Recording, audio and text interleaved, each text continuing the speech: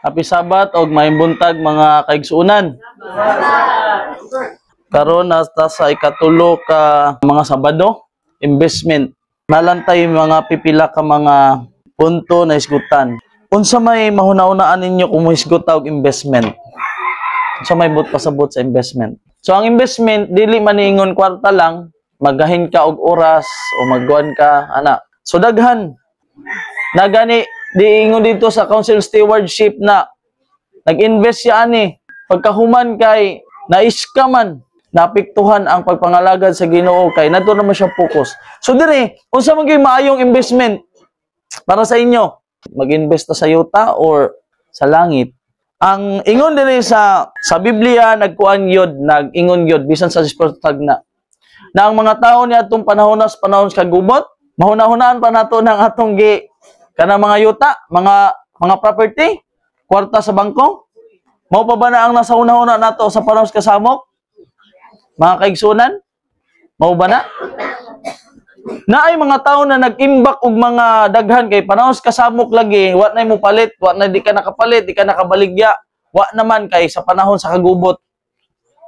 Kay ang imong gipundar sa imong pundar kag yuta biyaan man na nimo. Karon ako nabasa sa Writings 56 na pag-abot sa panahon ang mga tao kuhaon gihapon to magkuan kag mga bugas, asin, mantika tanan sa panahon sa kasamok wala din na magamit tanan.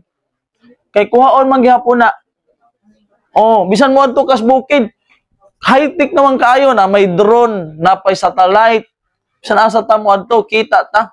Pero sa may importante na i-invest nato sa gingon sa Mateo 6:19 no? Ayaw ka mog tigom og mga bahandi diri sa yuta diin tuwa ang unsa man?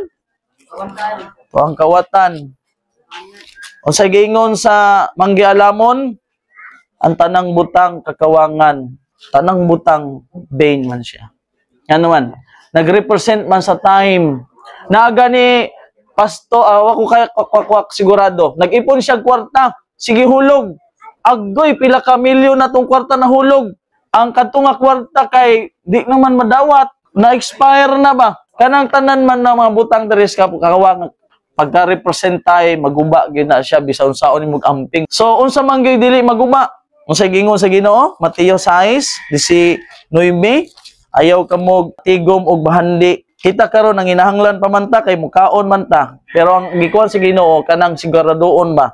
Kanang gingon na seek ye first the kingdom of God and His righteousness. Ingon din ayaw ka mo magtigom og mga bahandi alang kaninyo dinhi sa yuta diin ang tangkob ug ang taya mukot magakutkot ug diin ang kawatan. So sama ni gikot ni Sister White dito sa panahon sa kasamok. Nagtigom kas bangko sa ATM. Di na nimo mahuna-una sa panahon sa kasamok. O sa may nasa una-una sa katawan sa Ginoo sa panahon sa kasamok, luwason siya og iyang pamilya. Di na tong kwarta ni Mos Gcash. Kay gituon na tas kalibutan, gikondisyon na ta na di na ta mogunit og literal kwarta, Gcash na lang, bayad sa bills, tanan, Gcash, unsa pa na diha, daghang mga apps karon. So, kinsa nagsulat sa Ecclesiastes? Solomon. Diha siya nag-ingon og tanan kakawangan. Oh, ingon siya diri. Unsa man gipangayo ni Hari Solomon kay dili man ta magdugay diri sa investment.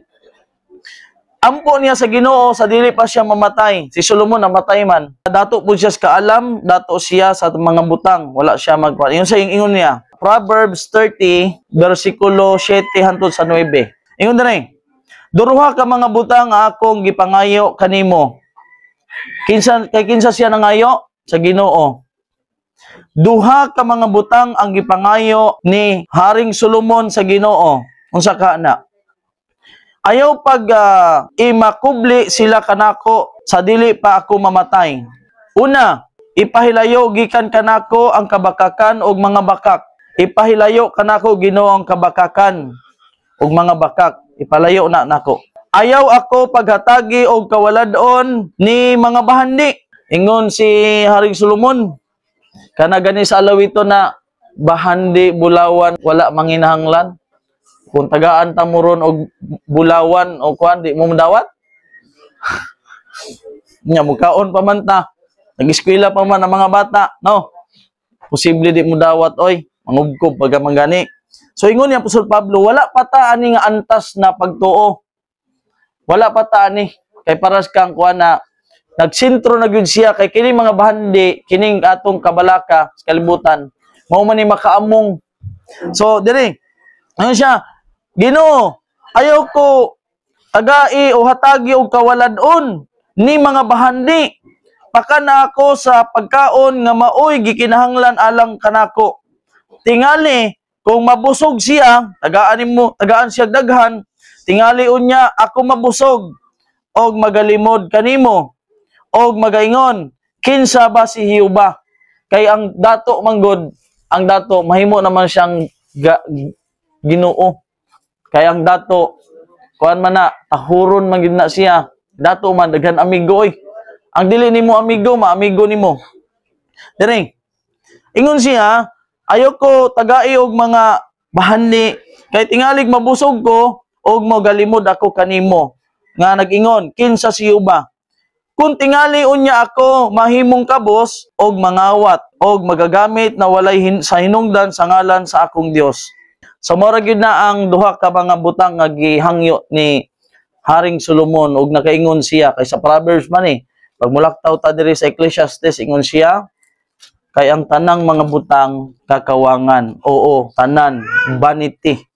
O ingon siya diri, I said in my heart, go to now, I will prove thee with mirth. Therefore enjoy pleasure, and behold, this also is vanity. O tanang butang vanity. Kay nagrepresent man ta sa time.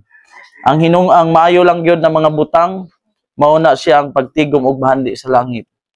Di man nato madala. Ingon sa Ezekiel, bulawan, silver isalibay ninyo.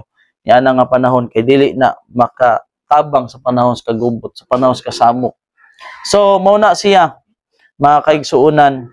Ang investment nato samtang nagkinabuhi ta dire, nanarbaho ta, ang atong tagaan og mas panahon ang pagtigom og bahandi sa langit. Mag-invest ta og panahon kay pag-abot sa future, kay gubaon man gyud ni ang kalibutan bisan unsaon pa nag-develop sa mga tao, pagtukod og mga malls, subdivision, ninduton ang mga kalsada, napay mga SSS, sa telehealth, sa panadiha para diri na gyud ta. Kalimot na gyud ta sa langit. Mga pobre tabangan, ang mga tiguang tagaan og monthly, ano ba? Pag maabot pa gyud ang kasamok, kay kontrolon man economy. Sa tanang magpamimbro, sa ingani, tubag na namo ang inyong trabaho sa inyo, mga pabahay, libre, kung saon ka pa moadto kapag langit na, hayahay naman. Di ba? Makaipon, nagyugag bahandi. So, dire, sa kalibutan, masuba man gito atong importante ani, ang bahandi na dili tayaon, dili kawaton, dito sa langit, kumpleto. Inggoy sa Ginoo, mauunahan ninyo pagpangitas ginharian o sa pagkamatarong kay tanang butang igadugang ra kaninyo. Sa mga butang, ang atong mga butang nga mas kinahanglan nato. Muna siya. So dira ko to bang atong promotional talk sa nini kabuntagon. Happy Sabat.